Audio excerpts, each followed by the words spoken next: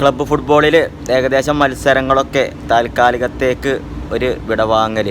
ഇനി നമുക്ക് മുന്നിൽ ഉള്ളത് കുറച്ച് ദിവസങ്ങളിൽ ഇൻ്റർനാഷണൽ ബ്രേക്കാണ്.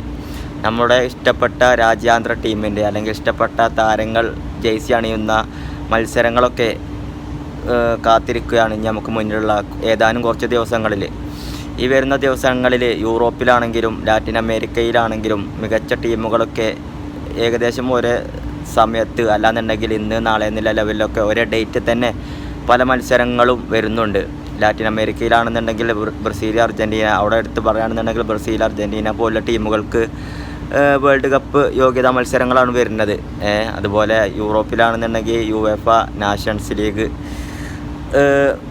അതിൻ്റേതായിട്ടുള്ള മത്സരങ്ങളാണ് ഇപ്പോൾ നമുക്ക് ഇനി നമുക്ക് ഈ ഒരു മാസത്തിൽ ഫസ്റ്റ് ഇനി ഒരു ഇൻ്റർനാഷണൽ ബ്രേക്കിൽ വരാനുള്ളത്. സ്പെയിനിനെ സംബന്ധിച്ചിടത്തോളം അവരുടെ ടീം ഇപ്പോൾ ലോകത്തെ ഏറ്റവും കൂടുതൽ നിലവാരത്തിലുള്ള അല്ലെങ്കിൽ ഏറ്റവും നിലവാരത്തിലുള്ള ടീമുകളുടെ, പ്രത്യേകിച്ച് അർജൻറ്റീന പോലുള്ള ടീമുകളുടെയൊക്കെ ലെവലിലുള്ള ടീമാണ് ഇപ്പോൾ നിലവിൽ സ്പെയിന്. ഏതൊരു ടീമിനെയും മലർത്തിയടിക്കാൻ കഴിയുന്ന താരങ്ങൾ, പുതുമുഖ താരങ്ങളൊക്കെ അടങ്ങിയിട്ടുള്ള ഒരു ടീമാണ് ഇപ്പോൾ നിലവിൽ സ്പെയിനുള്ളത്. സെപ്റ്റംബർ 6 നടക്കുന്നതാണ് നമ്മുടെ ലോക ചാമ്പ്യന്മാരുടെ മത്സരം, അർജൻറ്റീന vs ചിലി.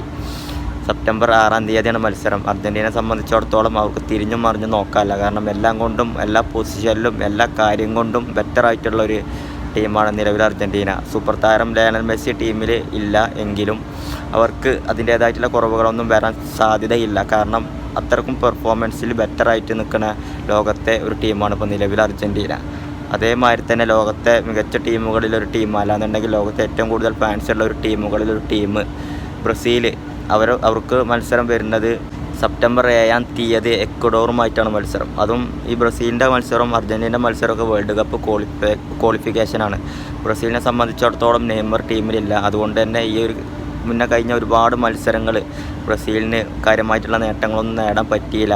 ടീമിൻ്റെ കാര്യത്തിലാണെന്നുണ്ടെങ്കിലും പക്ക ഒരു മികച്ച 11 കണ്ടെത്താൻ ബ്രസീലിൻ്റെ കോച്ചിന് ഇതുവരെ കഴിഞ്ഞിട്ടില്ല എന്നുള്ളതാണ്. അപ്പോൾ ഈ ഒരു 1-2 ക്വാളിഫിക്കേഷൻ കഴിഞ്ഞാൽ പിന്നെ അവിടെ വരും മാസങ്ങളിലൊക്കെ വരുന്ന ക്വാളിഫിക്കേഷനിൽ മിക്കവാറും നെയ്മർ ഇറങ്ങാൻ സാധ്യതയുണ്ട്.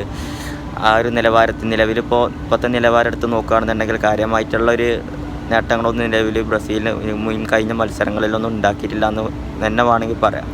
അപ്പോൾ നെയ്മർ വന്നിട്ടൊന്ന് ടീം സെറ്റായിട്ടൊക്കെ വേണം. ആൾറെഡി ആദ്യമൊക്കെ തുടങ്ങിയിട്ടൊക്കെ ഒന്നിങ്ങനെ തുടങ്ങണം എന്നൊക്കെ പറഞ്ഞ മാതിരി തുടങ്ങിയിട്ട് വേണം ഇപ്പോൾ ബ്രസീലിൻ്റെ അവസ്ഥ. പിന്നെ നാഷൻസ് ലീഗിൽ എടുത്ത് പറയേണ്ട മറ്റൊരു മത്സരമാണ് ഫ്രാൻസും ഇറ്റലിയും തമ്മിലുള്ളത്. ഇറ്റലിയെ സംബന്ധിച്ചിടത്തോളം കഴിഞ്ഞ യൂറോ കപ്പ് ചാമ്പ്യന്മാരാണ്. ഈ കഴിഞ്ഞ ലാസ്റ്റത്തെ അല്ല, അതിൻ്റെ മുന്നത്തെ യൂറോ കപ്പ് ചാമ്പ്യന്മാരാണ്.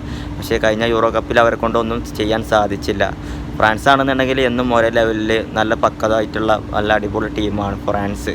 അവർ ഏതൊരു ടൂർണമെൻറ്റ് എടുത്തു കഴിഞ്ഞാലും അവരുടേതായിട്ടുള്ള ലെവലിൽ അവർ പെർഫോം ചെയ്യും. അവരുടെ മത്സരങ്ങൾ വരുന്നതും സെപ്റ്റംബർ 6 അതുപോലെ പിന്നൊരു മത്സരം വരുന്നതാണ് പോർച്ചുഗൽ, ക്രൊയേഷ്യ.